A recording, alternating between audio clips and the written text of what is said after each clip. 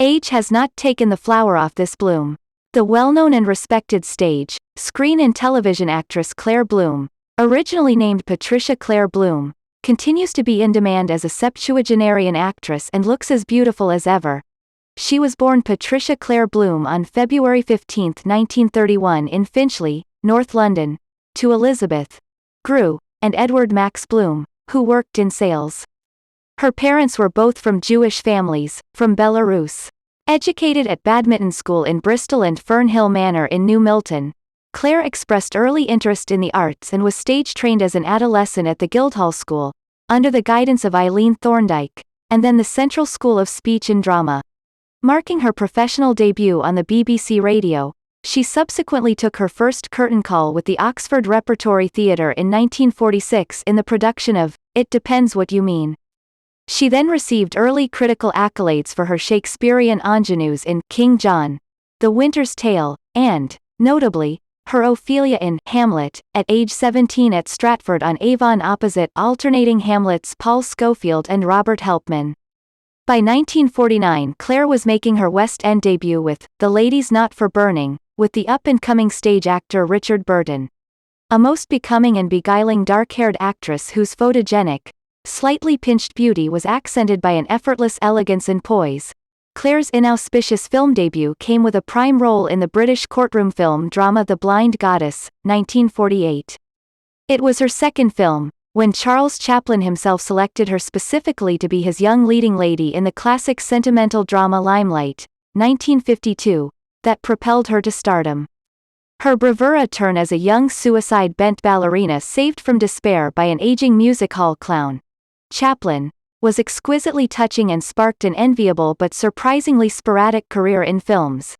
Despite the sudden film attention, Claire continued her formidable presence on the Shakespearean stage. Joining the Old Vic Company for the 1952-1953 and 1953-1954 seasons, she appeared as Helena, Viola, Juliet, Jessica, Miranda, Virgilia, Cordelia and, again, Ophelia in a highly successful tenure.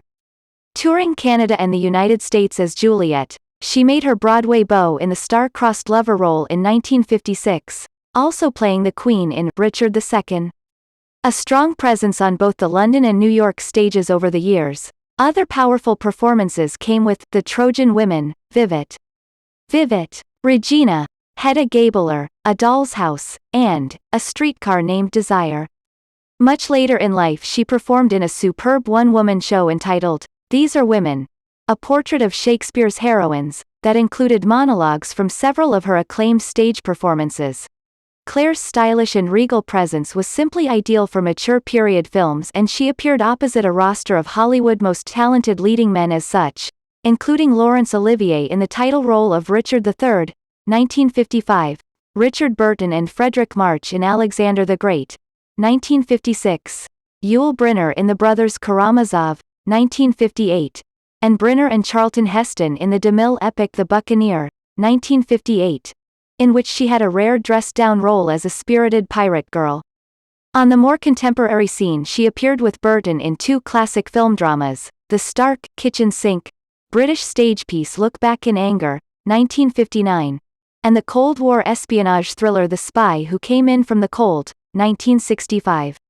In addition she courted tinges of controversy playing a housewife gone bonkers in the offbeat Sudser The Chapman Report, 1962, and a lesbian in the supernatural thriller The Haunting, 1963. Claire met first husband Rod Steiger while performing with him on stage in 1959's Rashomon. They married that year and had daughter Anna in 1960, who grew up to become a well-regarded opera singer. Claire and Rod appeared in two lesser films together, The Illustrated Man, 1969, and 3 into 2 Won't Go, 1969. Both released the same year. They divorced after 10 tumultuous years.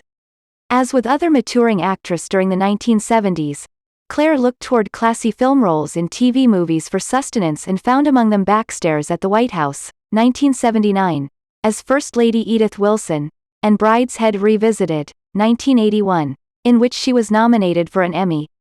Also lauded were the epic miniseries Ellis Island, 1984, a remake of Terence Rattigan's Separate Tables, 1983, and Philip Roth's acclaimed adaptations of American Playhouse, The Ghost Writer, 1984, and Shadowlands, 1985, the latter earning her a British Television Award. Speaking of Roth, Claire married the writer, her third, in 1990 after a brief second marriage to producer Hillard Elkins, 1969 to 1972. The union with Roth lasted 5 years.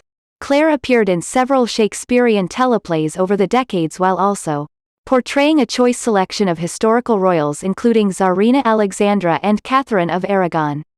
One of her most recent appearances on TV was the miniseries version of The Ten Commandments, 2006. On daytime drama, she delightfully played matriarch and murderess Orlena Grimaldi on the daytime drama As the World Turns, 1956, in 1993. She left the role in 1995 and was replaced. Claire wrote 2 memoirs.